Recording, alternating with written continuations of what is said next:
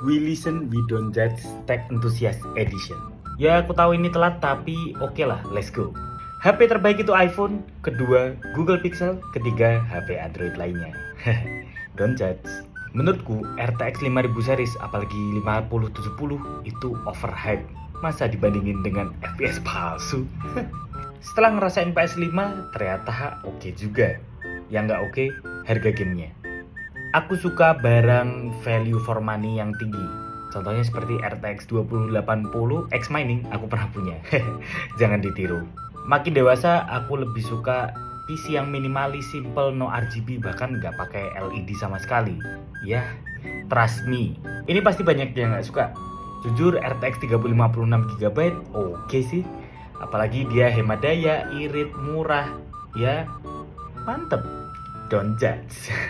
Kalau We Listen We Don't Judge versimu gimana guys? Langsung aja komen. Let's go.